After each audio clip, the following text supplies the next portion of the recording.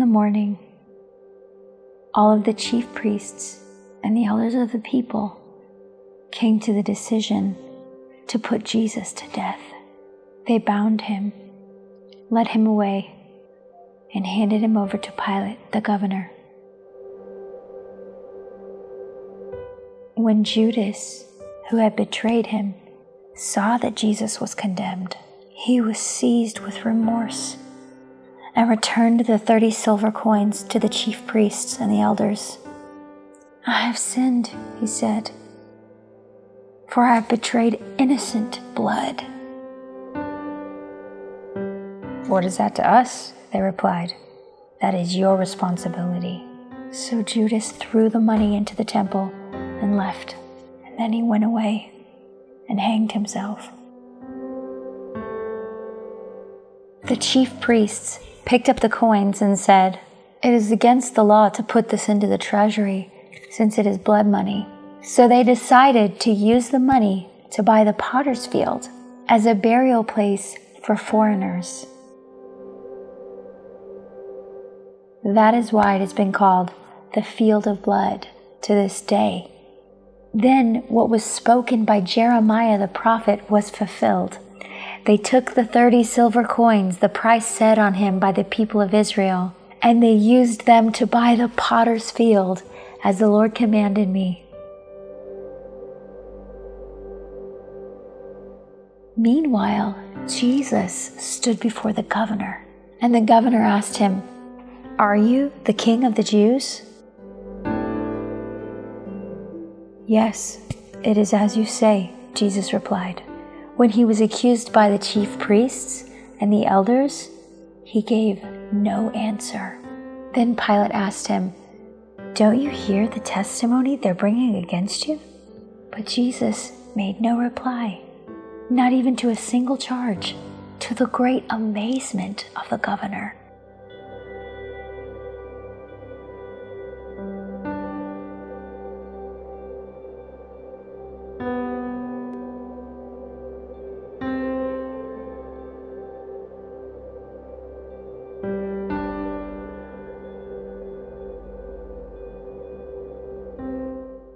Now it was the governor's custom at the feast to release a prisoner chosen by the crowd.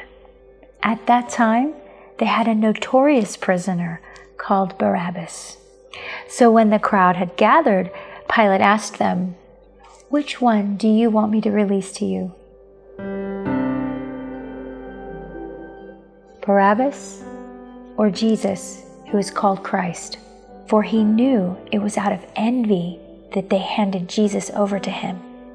While Pilate was sitting on the judge's seat, his wife sent him this message: "Don't have anything to do with that innocent man, for I have suffered a great deal today in a dream because of him."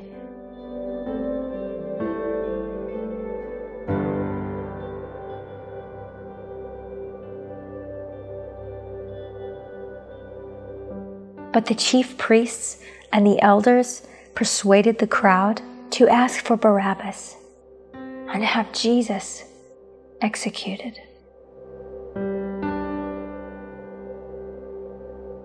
"Which of the two do you want me to release to you?" asked the governor. "Barabbas," they answered.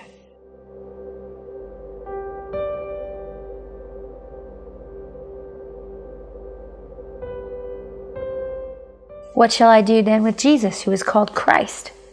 Pilate asked.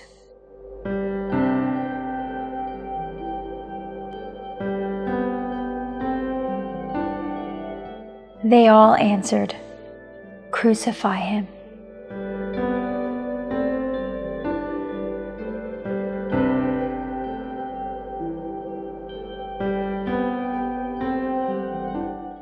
"Why? What crime has he committed?" asked Pilate.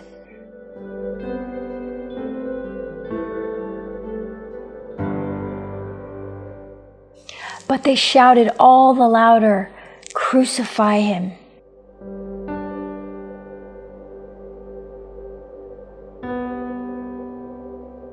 When Pilate saw that he was getting nowhere, but instead an uproar was starting, he took water and washed his hands in front of the crowd I am innocent of this man's blood," he said.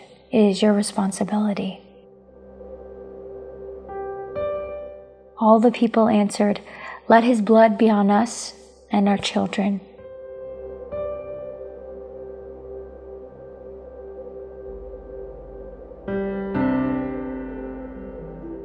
Then he released Barabbas to them, but he had Jesus flogged and handed him over to be crucified.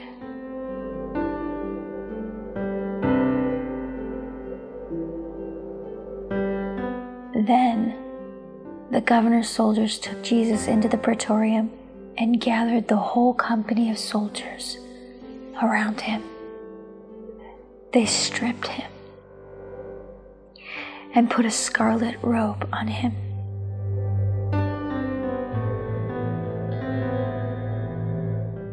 And then twisted together a crown of thorns and set it on his head.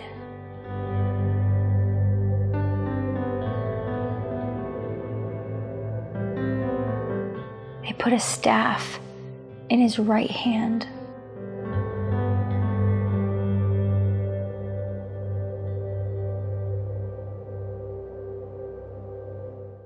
And knelt in front of him and mocked him. "Hail, King of the Jews," they said. They spit on him and took the staff and struck him on the head again and again.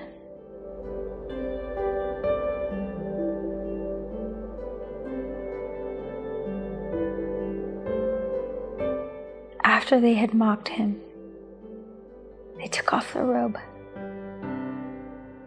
and put his own clothes on him.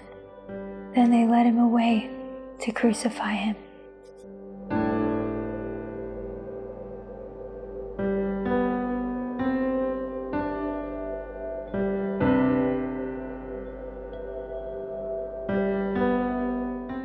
As they were going out, they met a man from Cyrene named Simon, and they forced him to carry the cross.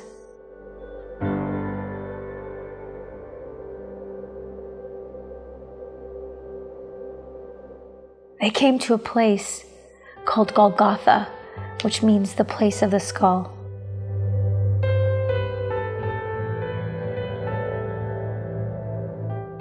There they offered Jesus wine to drink mixed with gall, but after tasting it, he refused to drink it.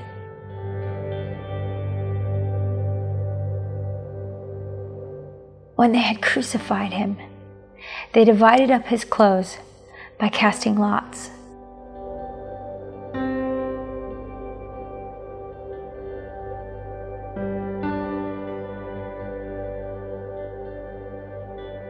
And sitting down, they kept watch over him there. Above his head, they placed the written charge against him: "This is Jesus, the King of the Jews."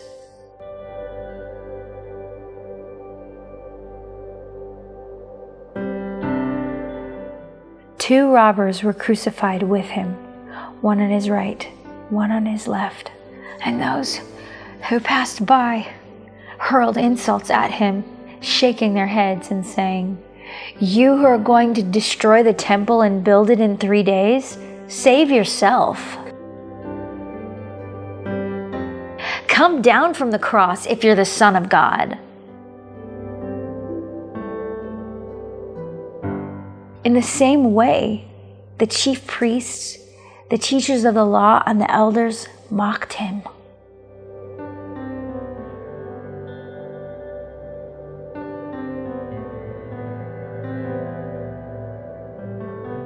"He saved others," they said, "but he can't save himself. He's the King of Israel. Let him come down now from the cross, and we will believe in him. He trusts in God. Let God rescue him now if he wants him. For he said, 'I am the Son of God.'"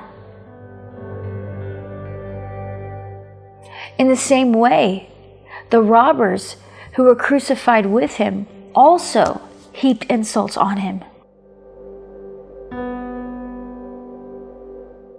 From the 6th hour to the 9th hour, darkness came over all the land.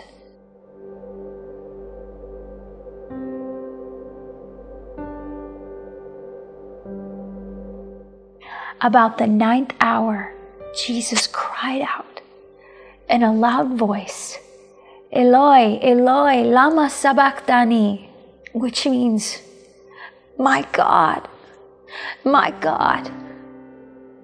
why have you forsaken me?"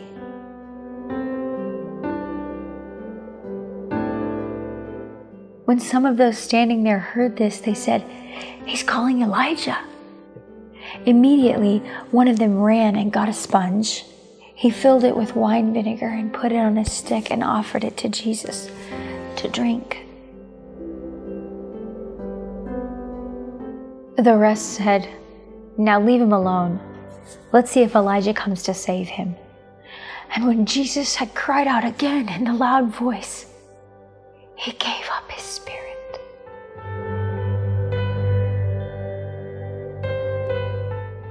At that moment, the curtain in the temple was torn in two from top to bottom.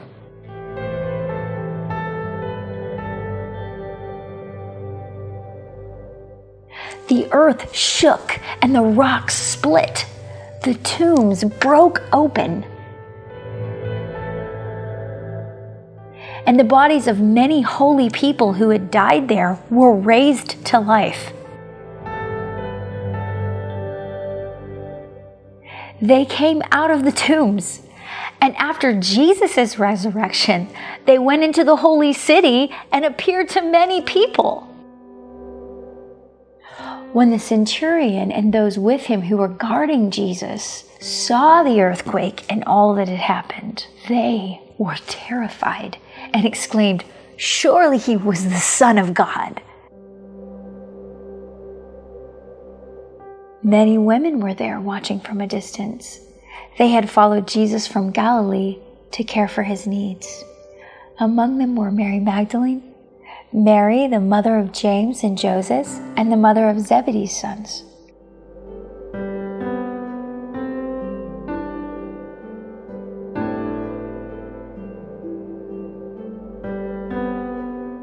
As evening approached, there came a rich man from Arimathea named Joseph, who had himself become a disciple of Jesus. Going to Pilate, he asked for Jesus' body, and Pilate ordered that it be given to him.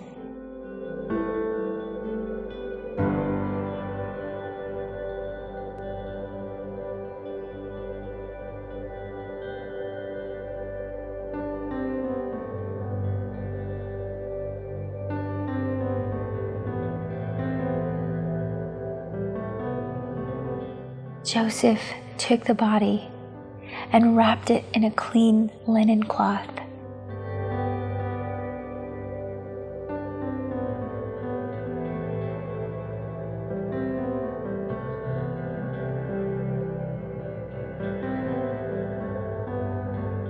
And placed it in his own new tomb that he had cut out of the rock. He rolled a big stone in front of the entrance to the tomb and went away.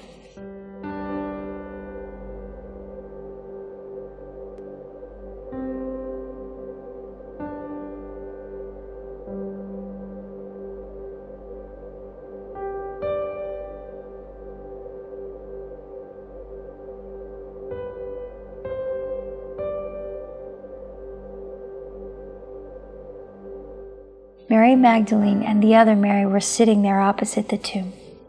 The next day, the one after Preparation Day, the chief priests and the Pharisees went to Pilate. "Sir," they said, "we remember that while he was still alive, that deceiver said, 'After 3 days I will rise again.'"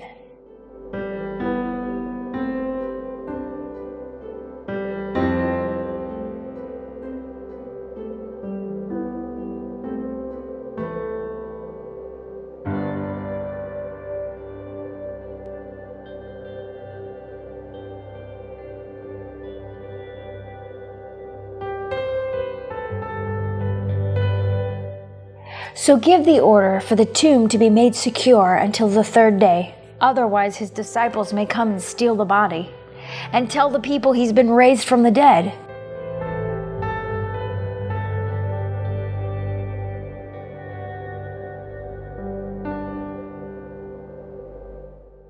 "This last deception will be worse than the first."